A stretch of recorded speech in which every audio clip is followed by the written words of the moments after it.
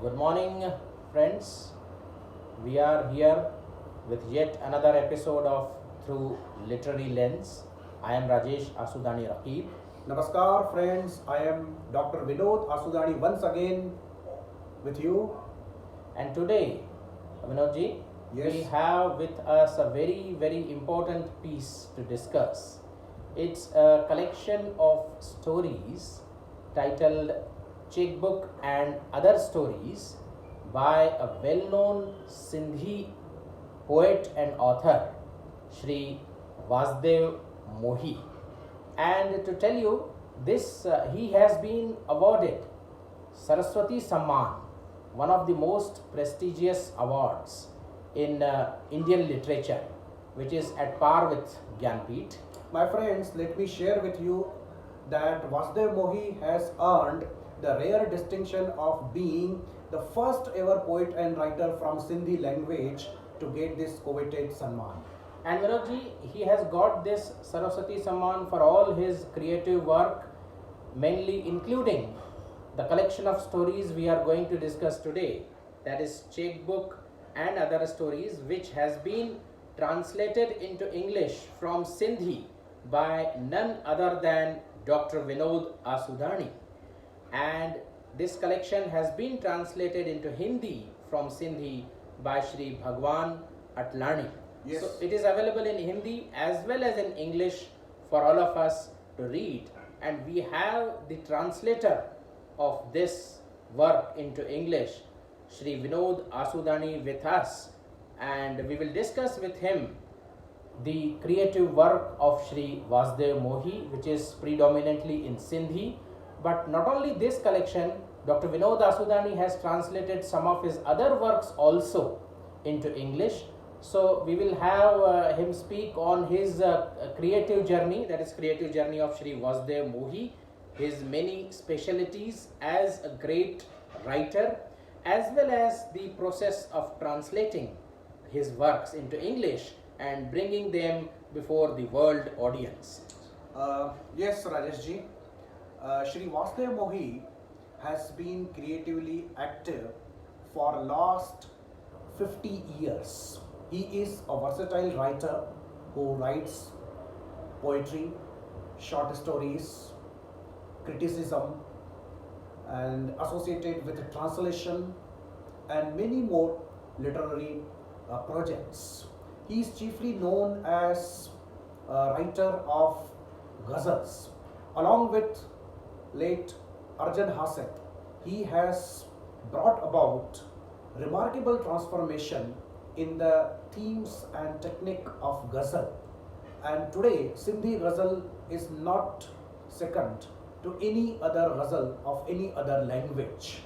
Apart from this achievement to establish ghazal on very high pedestal, Vasdev Mohi has emerged as one of the significant prose writer. When we look at his story collections, two of them I have translated, including Cheque-book and Other Stories, and 1.5 Knot. It is again a collection of stories. The first thing that I would like to highlight that in spite of being a person who writes in Sindhi language, when you read his prose, he appears to be pan-Indian writer, rather cosmopolitan writer. In different stories, the culture and environment of different regions and different languages come to the front. Some stories are rooted in Parsi culture, Gujarati culture, Assamese culture, and so on and so forth. So as a way, in a way, I look at his writing as one of the very important cultural force that unites the country and that unites humanity as a whole. Another important element of his writings are he does not believe in long winding sentences. Sentences are very short, pithy, compact, meaningful. Sometimes when we read his stories, it gives a feel as if we are reading some play. And his characters speak out authentic self. This is very important. He is not simply narrating the events, but the events do come on the stage, and as if all the characters they come live, before us, and these characters linger in our mind for a very, very long time because they are very much rooted in reality. So Rajeshi, our viewers would like to perhaps understand some of the thematic concerns Yeah. that emerge from stories. So which stories would you like to touch upon? Yeah, I would like to take up a couple of stories, maybe 3 or 4 of them, because it has more than 17 stories the collection has. And of course, it's not possible to discuss each and every story in this short piece. But before that, Vinodji, Yeah. I would like to pose a question to you. You have translated his prose works and I believe as well as his poetry also Yes, into English? Made of Ice, the collection of his poems on which he got coveted Sahitya Academy Award. So how was the process of translating such a versatile and great author like? Really, it is challenging. It is delightful as well as difficult job because translating poetry is far more difficult. So here I would not discuss the challenges that I faced while translating his poems. Perhaps in some other episode we'll come back to the problem of the translation. But translation prose is to very great an extent possible provided one is grounded in both of the languages, the language from which it is originally written and the target language. So it was a delightful experience. Of course, I have tried to preserve all his authenticity, realism and his stylistics in the English translation. But I am sure that the original work is original work, translation is translation. However, the prose translation comes very close to the original provided it is done with commitment. So I have done whatever was possible for me humanly. So I believe that the readers can get the fragrance of the original work even when they go through this English translation. And, that is my humble submission. You have surely done a great work, Vinodji, because if we don't translate the works into English, they don't come up before the world audience. Here I would like to make a very important point that in Indian regional languages, wonderful literature is being written.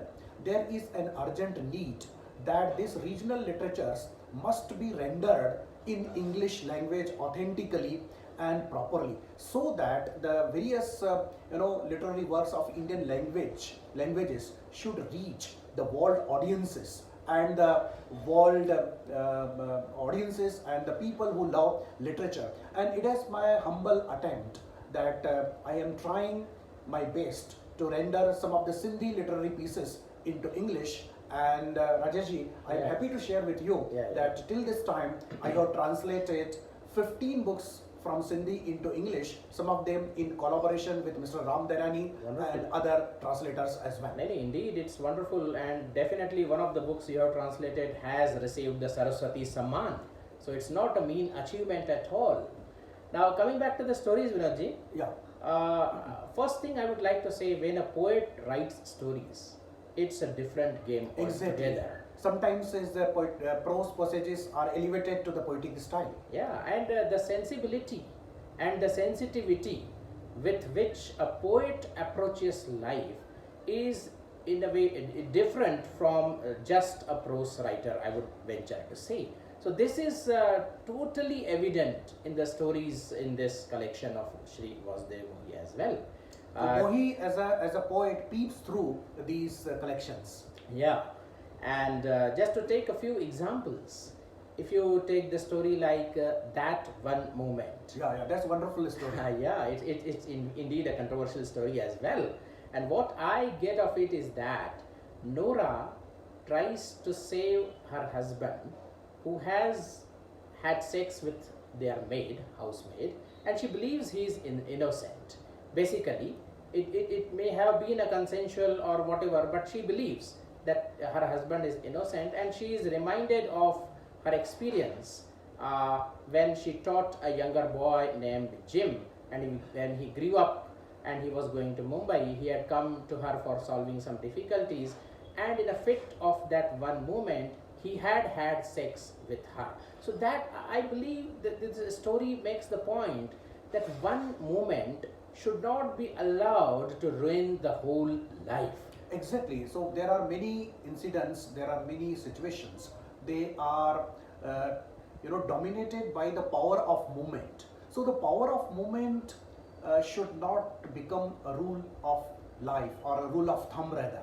या कहते हैं ना कि कुछ ऐसे भी लम्हे तारीख में गुजरे हैं जब लम्हों ने खता की है और सदियों ने सजा पाई। वाह राजेश जी, वाह, बहुत आपने तो एक शायराना अंदाज में इस कहानी को बयान किया है। I believe that this is really wonderful and I appeal the readers that they should read the collection. They should read it for themselves, that story, and of course, as I said, it's a multi-cornered story. You may or may not agree with its proposition. It's open-ended, and that is the beauty of wonderful literature, great literature. So, Rajesh ji, another very important story, in my opinion, is change. Change. 3 generations. Yes. His mother and the narrator, and as well as Purushottaman, his son. Their attitude is different, and he is caught up, not exactly caught up, but he has his mother on one hand who insists on going to a temple in the early morning, as well as at 3:30 a.m. for that ritual bath. Yes. And then he deals with his son, who is annoyed when he bungles with the computer, and he sort of gets angry that no, all these rituals are useless, I will not take my mother to the temple. But then again, when he bungles with the computer and his son gets angry with him, he feels that no, everybody has their own world, and when dealing with the world of the next generation, perhaps everybody is helpless, and it is our duty to lend a shoulder to our previous generation and not just scoff at them for their meaningless rituals and all that. When his son refuses to do it, he says to his father, just shut down the computer. But he also tells his mother, the narrator tells his mother, I will not take you to the temple. It is one and the same thing. But he is again rejuvenated. He says, no, mother, I will take you to the temple in the morning tomorrow. So maybe he expects that his son would also show the similar sensitivity and say that, okay, I will try to repair the computer for you. Yes, but this story should not be interpreted as simply the story that highlights the problem of generation gap. But Mohi goes a step ahead, and he wants that people should develop intergenerational sensitivity. So that is the beauty of this story. Tolerance towards one another, because the world of each generation is different. It is defined by the different values, different expectations. Although one generation cannot understand other generation in its entirety, but there has to be a genuine effort on the one generation to understand the previous generation as well as to understand the coming generation.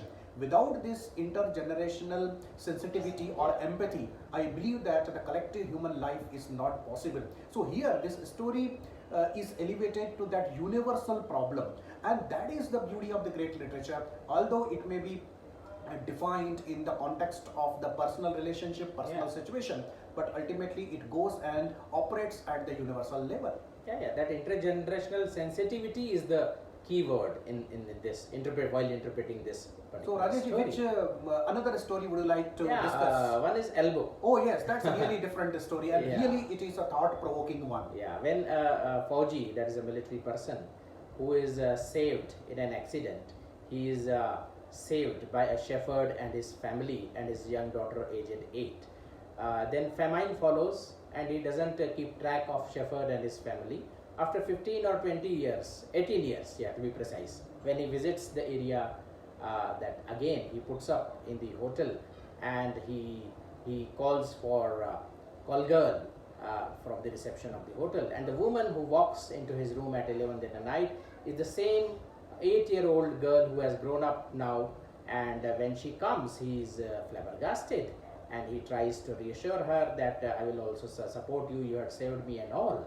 And she also recognizes him. First she only identifies him, and then when they talk with each other, they are at ease, and the key line of this story comes at the end, when he preaches her that it's bad, you should not do this for money. If you want money, I will also support her. Then she says, I have also lost my husband. I was married at 14. Now he has gone away. The story doesn't mention a reason. But then she says, it's not only for money which I do. If you don't have a husband, so both are put on the equal footing. Generally in our society, what we feel, a male has the desires, sexual desires, if he doesn't have a wife or otherwise also. But here the story brings into sharp focus the fact that it is not only the money which compels a woman into prostitution, but she has her own desires as well.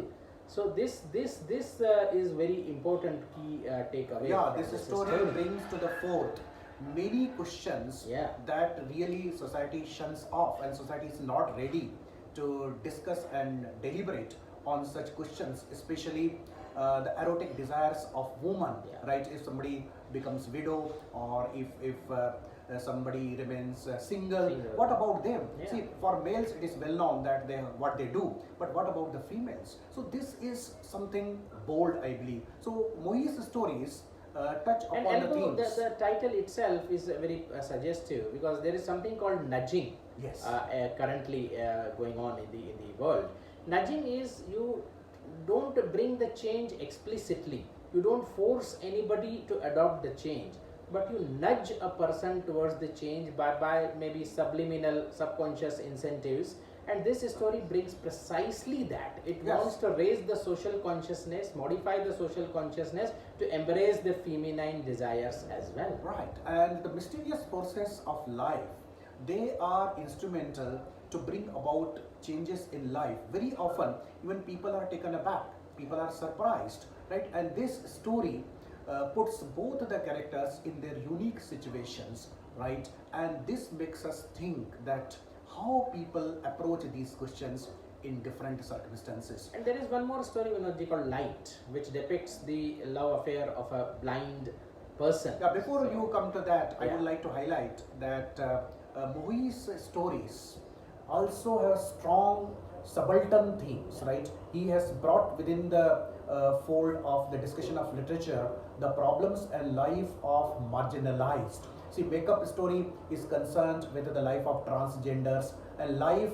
brings in the main character who is visually challenged. So Mohi is aware of sensibility of subaltern groups as well, and this is to the credit of writer. Yeah. So that Light also is a story of disability discourse in a way. What would you like to say about it? Oh yes, that he has presented Mohan, who is a visually challenged person and successful professor of music, right? And one girl, Vinita, is attracted towards him, and they start meeting with the help of Vinita's friend in a love garden, and gradually they come close as some normal boy and girl in this situation would have been drawn to each other. Exactly the same thing happens in case of Mohan and Vinita, and this is the success of the story. Of course, Vinita is a sighted girl. Naturally, there is a dilemma before she takes a final decision to get married with Mohan, and symbolically the story ends symbolically, right? Of course, even her friend is somewhat against this kind of alliance, because she says that you do not have any defect, you are not disabled, so you can get better boys. So she says, what kind of better boys, what is lacking in Mohan?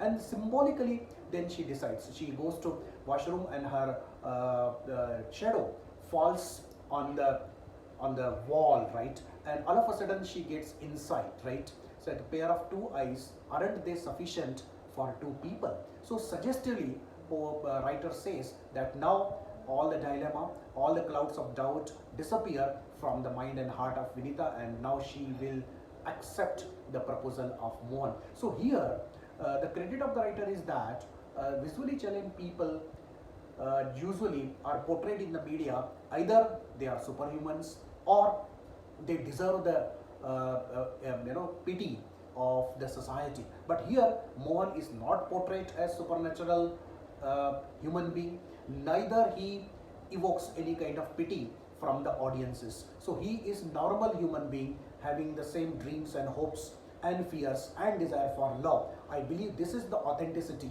and this is really required when we deal with the characters from the subaltern groups. Yeah, and very few authors indeed venture to portray the disabled characters in their stories. So this is to the credit of Mohi that he has ventured to do so. And there are many other stories, including the title stories. So I would definitely recommend the reader should read it for themselves and enjoy the really poetic stories which are in this collection and which have earned the author this much coveted Saraswati Samman, and which is translated into English by Dr Vinod Asudani and to Hindi by Shri Bhagwan Atlan. Yes friends, so please write your comments in the chat box and subscribe to this channel through Literary Lens, and very soon we will be back with another discussion on some important literary work. Till then, I take your leave. Namaskar, Dr. Vinod Asudani. Namaskar, Rajesh Asudani Raqeeb.